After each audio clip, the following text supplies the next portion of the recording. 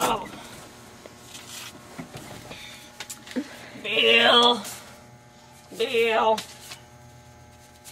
Dang Bill, stop sending me so many letters.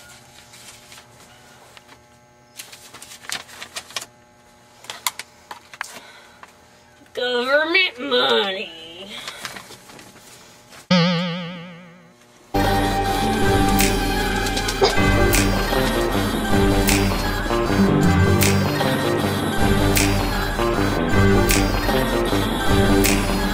Now wait a minute now. Agriculture is the largest employer of people in the United States. Over 23 million people are employed in some form of agriculture-related occupation. We receive subsidies much like other countries.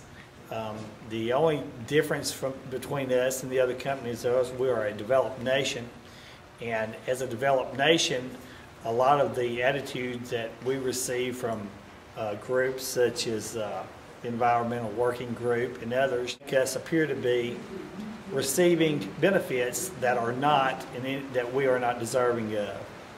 The agriculture subsidies have always been a part of many countries.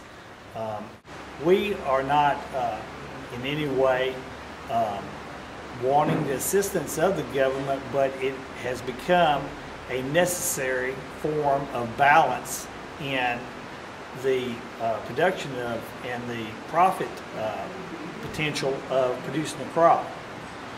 We are paid a subsidy for certain practices that we do to provide environmentally protect the land, and in doing so we help the save soil loss in the form of no-till production, in the form of correct placement of fertilizer, as I mentioned, by the Indian government, where they are overuse of fertilizers. We do variable rate fertilizer and receive a subsidy for variable rate fertilizer to protect runoff into streams and rivers, and those requirements are not done at the expense to the farmer. It requires multiple trips across fields that would not be required, but they are GPS and satellite guided precision locations that we put the fertilizer. Those subsidies are used to protect the environment and for future generations, so that they have agriculture will be sustainable in the future, as most would like it to be. We are faced with tariffs and trade restrictions, which are in and of themselves a type of subsidy for a government to prevent grains from coming into a country or going out, and it's a regulation that is not seen as a subsidy, but yet it is a form of control.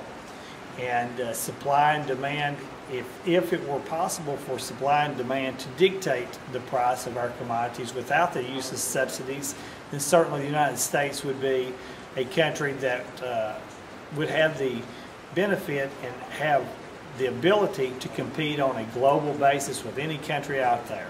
I mentioned before, India specifically. France has also subsidized their farmers, and they do that because they realize the value as a deterrent from shortage during war or embargoes or some other type of catastrophe that might exist.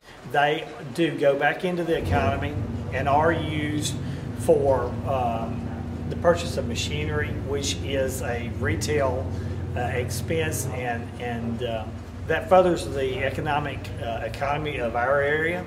Machinery dealers, agriculture dealers, they benefit from that, and the general public benefits from subsidies in the form of lower prices for the products that we raise. Wheat, corn.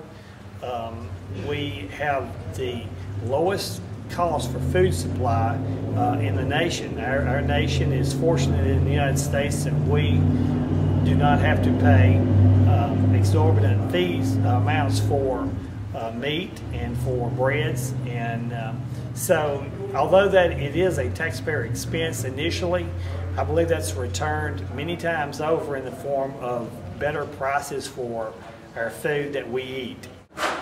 In the recent year or two, agricultural commodity prices have increased to a point where we are not receiving any subsidies because they are based on the cost of production of those commodities, and a base floor is established by the government on what that minimum is.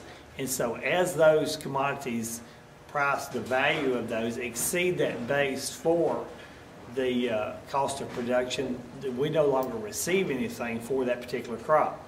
And so it's a misconception that you receive that every year, every time. It is a safety net provided to the farmer, kind of like insurance, in the event that prices fall below his cost of production.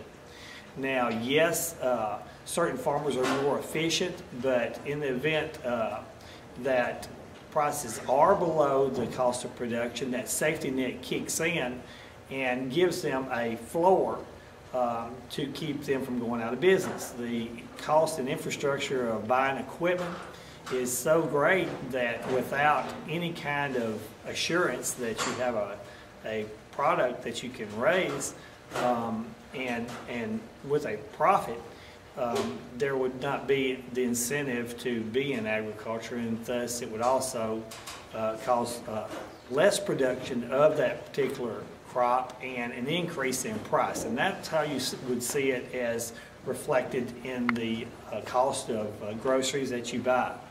We don't want to be a country, as a country, we don't want to be dependent upon foreign nations for our food supply, much like we are our oil supply.